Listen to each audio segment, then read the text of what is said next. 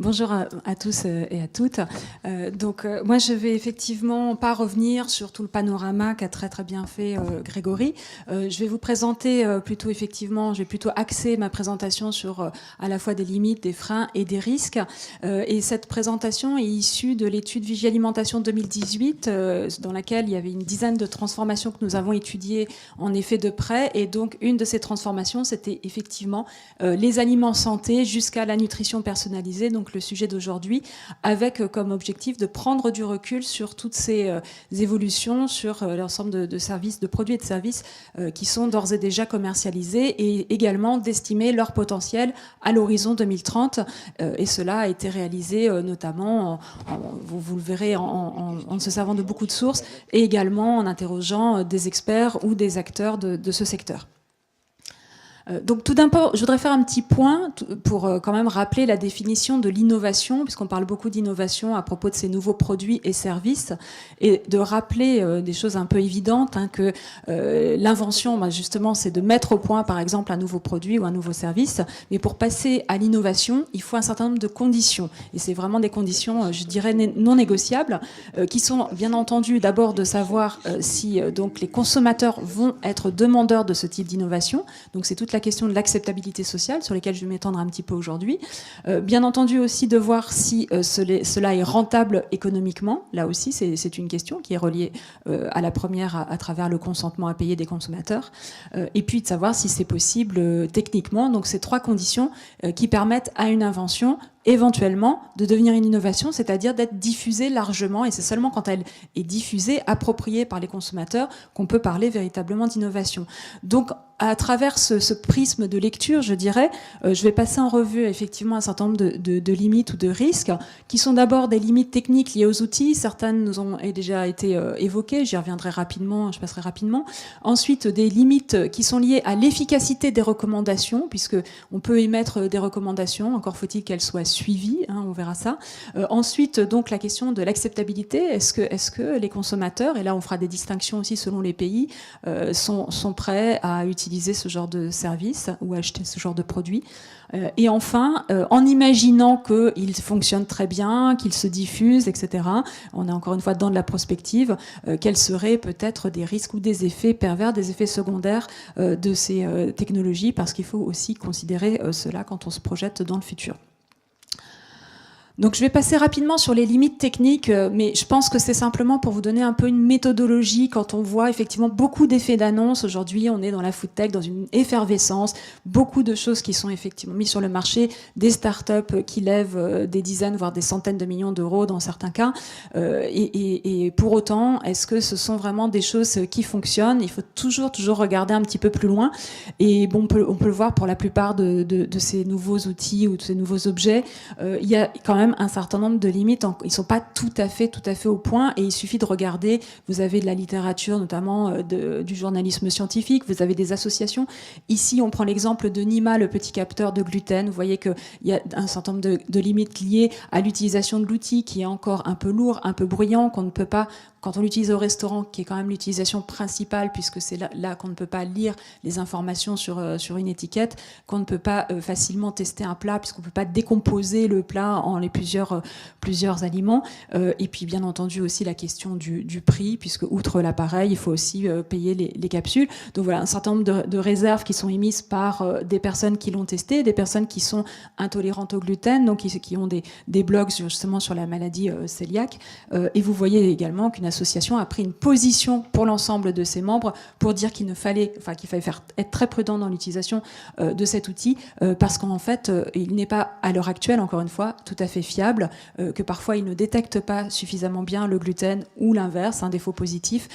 Donc, se basant sur un certain nombre de tests que cette association a effectués, il déconseille aux personnes qui sont véritablement intolérantes de l'utiliser. Donc, encore une fois, c'est simplement pour prendre encore un petit peu de recul, sachant que Nima arrive en France sur les tests sur le gluten et l'arachide prochainement.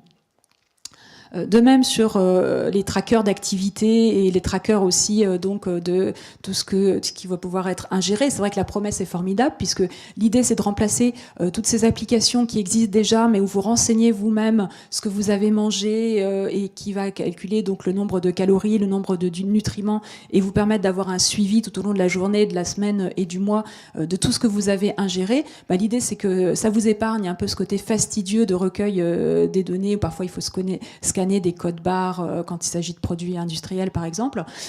Et pour autant, là aussi, beaucoup de réserves. Il suffit de regarder. Bon, déjà, il y a aussi un outil très, très pratique pour ce genre d'outils, c'est quand ils sont commercialisés sur des plateformes comme Amazon. Regardez les revues sur Amazon, vous verrez beaucoup de critiques parce que les gens qui les ont achetés en sont assez mécontents puisqu'ils constatent que ça ne marche pas, qu'en fait, donc ils ont pu voir que même en ne mangeant rien, il y avait un décompte de calories ou bien quand ils avaient comparé avec d'autres outils de mesure, il y avait quand même des gros écarts. Là encore, c'est parce que sans doute la technologie n'est pas encore tout à fait au point. Ça peut s'améliorer, hein, bien entendu. Enfin, Karine l'a dit juste avant, tout ce qui concerne l'alimentation personnalisée à partir du microbiote, qui là aussi fait déjà l'objet de certains services de la part de certaines startups. Là aussi, des journalistes ou des personnes qui ont fait un peu le test de réaliser différents tests et de voir les recommandations qui leur ont été faites, ont constaté que pour un certain nombre de choses, c'était plutôt effectivement bien vu. Par exemple, l'intolérance au lactose. Ça, généralement, les tests ne se trompent pas là-dessus. Ils le disent tous. Mais à la limite, c'était aussi quelque chose que ces personnes connaissaient déjà sur elles. Hein, c'était pas une découverte. Par contre, pour ce qui était de savoir s'il fallait manger tel ou tel aliment en particulier, vous voyez des exemples de diagnostics assez contradictoires et donc qui posent encore une fois un peu le point d'interrogation pour savoir si justement on a suffisamment de données sur tout cela et suffisamment de recul pour pouvoir véritablement faire des recommandations solides sur ces questions d'analyse du microbiote. Sur la question des tests génétiques, c'est la même chose. Il y a eu une prise de position de l'Académie de nutrition et de diététique américaine sur le sujet pour dire que voilà, c'était pas encore prêt pour pouvoir délivrer vraiment des recommandations nutritionnelles. Donc, encore une fois, c'est peut-être une question de temps, mais simplement le marché a été un petit peu plus vite, je dirais que la musique, un petit peu plus vite que la science, et peut-être qu'il faudra attendre encore quelques années pour avoir des choses qui soient un petit peu plus au point. Donc, tout ça, c'est sur les questions d'efficacité technique de ces tests. Mais encore une fois, il y a une autre question aussi, c'est à partir du moment où des outils ou ces tests vont pouvoir émettre des recommandations, comment ces recommandations seront-elles suivies? Est-ce qu'elles seront davantage suivies par les consommateurs? Est-ce que ça va vraiment infléchir leur comportement, puisque c'est quand même ce qui est souhaité? Il y a encore un gap entre les deux. Et là, ça a été mis en évidence par un gros programme de recherche européen, Food for Me, qui a été un programme d'ailleurs très large sur aussi d'autres questions, qui a porté ici sur 7 pays européens et sur un échantillon de 9000 personnes. Donc vous voyez, 9000 personnes, pardon, ça sera sur la question de l'acceptabilité que je montrerai tout à l'heure. Mais là, c'était sur un échantillon plus réduit. Mais en fait, le résultat, je vais aller très très vite aux résultats. Les résultats de ce programme de recherche, c'était de dire que quand on compare différents types d'interventions et différents types de nutrition personnalisée, et le premier, le groupe de contrôle. Le groupe de contrôle, c'est simplement celui qui a les recommandations officielles, la pyramide nutritionnelle et pas plus. Le groupe nutrition personnalisée, c'est celui qui a des conseils personnalisés, mais les conseils d'une diététicienne sur la base de ce qu'il reporte lui-même manger et sur la base de ce qu'il déclare faire comme activité physique, donc sans intervention d'objets ou de tests, de quoi que ce soit. Et ensuite, vous avez donc surtout le niveau 2 qui est celui du test, du couplage entre les recommandations sur la base du phénotype, donc un certain nombre de mesures corporelles, et puis ensuite le niveau 3 sur la base de ces fameux tests génétiques. Et vous voyez que pour cette donnée-là, par exemple, les apports en folate, mais c'est la même chose pour les apports en graisses saturées ou en sel ou sur la diversité de l'alimentation, il n'y a pas énormément de différence entre le groupe de nutrition personnalisée, je dirais, humain, et puis le groupe qui se base sur les recommandations du test génétique. Il y a les changements de comportement, il y a eu des changements de comportement dans les deux cas, mais d'une manière à peu près équivalente. Alors, dans tous ces objets connectés, ces nouvelles technologies, il y a donc, je le disais tout à l'heure, c'est vraiment cette question de l'acceptabilité qui est très importante et qu'on peut essayer de mesurer de différentes façons. Là, je présente les résultats d'un travail de recherche du laboratoire Alice de l'INRA, qui sont assez récents, et qui ont fait état donc d'un certain nombre de personnes qui ont un refus vraiment des objets connectés qui vont servir soit à traquer l'activité, soit encore une fois à mesurer tout ce qui va être du domaine de l'alimentation. Alors on pourrait se dire, on aurait pu penser un petit peu facilement que ce sont les personnes qui sont, disons, de catégorie sociale un petit peu défavorisées, un peu éloignées des nouvelles technologies, qui ont ces réticences. Et c'est effectivement, ça fait partie des groupes qui ont été identifiés comme étant les personnes qui ont un rejet de cette technicisation. Mais en même temps, on a d'autres groupes qui appartiennent à d'autres catégories sociales également. Un groupe qui est plutôt féminin, par exemple, et de catégorie intermédiaire, et qui a un refus qui est lié à un refus d'une société qui viendrait quantifier tous les domaines, y compris les plus intimes, et qui est un refus étayé par un argument de la sagesse du corps. Le corps sait mieux que la technique, ce qui est bon pour lui. Il y a un troisième groupe qui est également plus féminin, avec des individus plus jeunes, et qui estime que ces outils de self-tracking ont des effets négatifs parce qu'ils anticipent un accroissement de la culpabilité et du stress qui pourrait être lié donc à l'utilisation de ces outils. Papier parce que je les connais pas par cœur. Et le quatrième groupe aussi considère que l'automesure fait partie d'une contrainte. Et là, on a des personnes des milieux aisés et aussi intermédiaires qui refusent le risque de dépendance et aussi la question du traçage des données sur laquelle je reviendrai plus tard. Donc on voit différentes motivations et différentes catégories sociales même qui vont être un peu opposées à l'utilisation de ces outils. Alors, cette question, elle a été aussi posée au niveau international tout récemment dans le cadre du CIAL 2018. Et là, c'était vraiment aussi intéressant d'avoir ces comparaisons internationales. Sur la question qui était posée, c'était est-ce que vous seriez intéressé par des menus personnalisés basés sur votre ADN?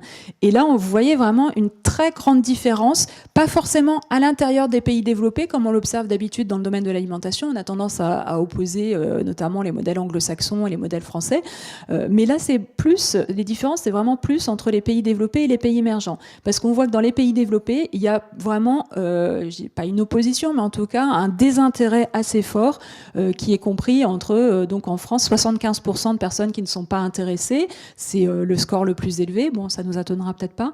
Mais également 71% au Royaume-Uni ou également 68% aux États-Unis. Donc finalement, des scores assez comparables. Et c'est l'inverse, on peut le dire, en Chine, où il y a 65% de personnes qui sont intéressées, ou même encore en Russie, où vous avez 57% de personnes qui sont intéressées par un tel service. Et ça, c'est particulièrement intéressant parce que dans ce questionnaire, on a posé d'autres questions sur d'autres innovations, sur des choses comme la viande in vitro, et on retrouve aussi, disons, un côté assez technophile et assez ouvert à ce type d'innovation dans les pays émergents par rapport à nos pays. Donc la question d'acceptabilité, c'est une chose qu'on peut mesurer comme on vient de le faire en posant carrément la question à personne, est-ce que vous êtes intéressé ou pas, mais pour aller au-delà, il faut aussi savoir, parmi les personnes qui sont intéressées, combien elles seraient prêtes à payer pour ce type de service ou de produit. Et là encore, je reprends le programme de recherche Food for Me, qui, donc, comme je le disais, a été fait sur un échantillon vraiment très, très large. Et bon, là, on retrouve un peu les 30% qui seraient intéressés de tout à l'heure, mais parmi eux, ce qu'on voit, c'est que ce consentement à payer, finalement, il est assez faible puisqu'il serait inférieur à 50 €, donc bien inférieur aux outils et aux produits qui peuvent être développés dans le cadre de l'alimentation personnalisée, ce qui potentiellement posera un problème pour les startups ou les entreprises qui se lancent sur ce créneau-là. Enfin, donc je voudrais aborder des questions qui sont plus des questions éthiques ou des interrogations qu'on doit se poser d'ores et déjà, puisqu'on voit déjà se développer ce genre de produits et de services, et qu'on doit se poser d'autant plus à l'avenir si jamais ils se généralisent et si jamais ils se diffusent, donc c'est-à-dire si les conditions dont je parlais tout à l'heure sont remplies, ce qui n'est pas encore une fois tout à fait certain. Et là, effectivement, donc des questionnements à avoir. On a parlé tout à l'heure de 23andMe. Vous voyez qu'il y a quand même des questions à se poser sur le lien avec les laboratoires pharmaceutiques, sur le lien avec des entreprises comme Google, qui donc ont financé cette société, et sur l'utilisation des données génétiques des 5 millions de personnes qui ont déjà effectué ce test et qui n'ont pas forcément donné leur consentement à la vente ou à la réutilisation de ces données. Donc c'est quand même problématique. Alors c'est un sujet qui a été abordé dans le cadre du laboratoire de la CNIL, du laboratoire d'innovation numérique de la CNIL, qui a écrit plusieurs fois sur ces questions-là. Et comme vous le voyez, donc qui met en garde et qui estime que devant donc l'impossibilité d'anonymiser complètement ces données, bien entendu, des données génétiques, c'est bien quand même notre carte d'identité, et qui recommande de donner la possibilité de donner le consentement au cas par cas pour l'utilisation. Et bien entendu, autant vous dire que pour le moment, c'est pas du tout le cas.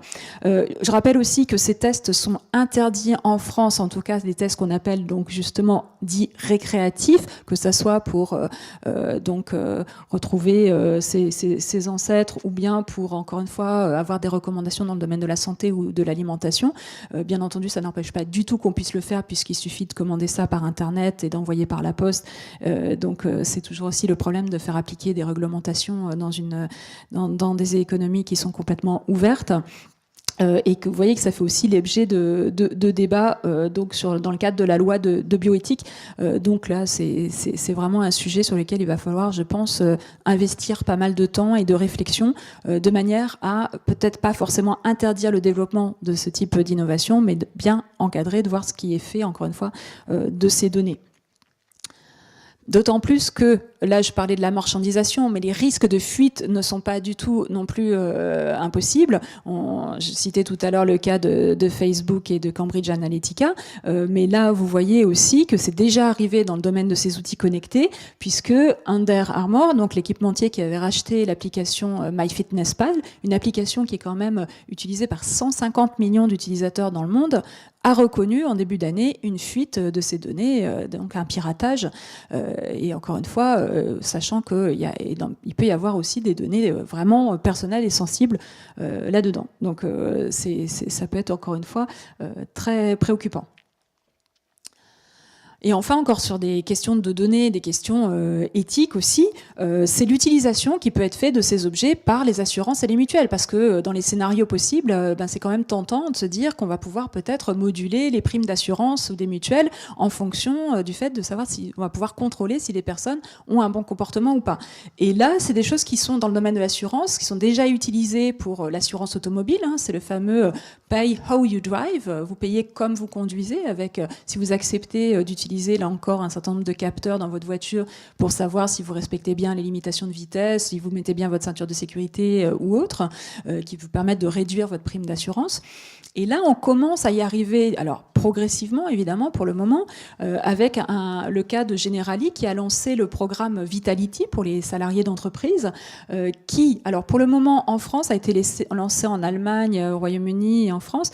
En France, c'est lié, donc l'utilisation de capteurs d'activité et également de données sur l'alimentation, c'est lié à, si on observe bien ce qui est recommandé, à des bons de réduction dans des commerces partenaires, par exemple, donc plutôt à des incitations. Mais en Allemagne, il y a déjà des réductions de primes d'assurance qui sont liées donc au fait d'être adhérent à ce programme et de bien suivre ce qui est recommandé.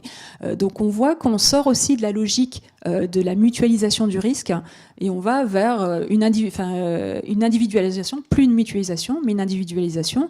Et finalement, on sort aussi un petit peu de la logique de l'assurance tout court. Là encore, quand le programme avait été lancé en France, la ministre de l'époque, Marisol Touraine, était assez inquiète et avait tenté de l'encadrer. Donc, comme je le disais, pour le moment, il n'y a pas de modulation des primes des assurances. Mais toujours est-il que ça peut être aussi un peu le loup dans la bergerie et ça peut évoluer à l'avenir. Donc là encore, il faut être prudent. Donc, je conclus sur ces questions. Je pense qu'il faut faire attention, effectivement, de pas trop se précipiter, qu'il y a tout cet encadrement des produits et des services, que ça soit au niveau de la gestion des données personnelles et de l'utilisation qui peut en être faite.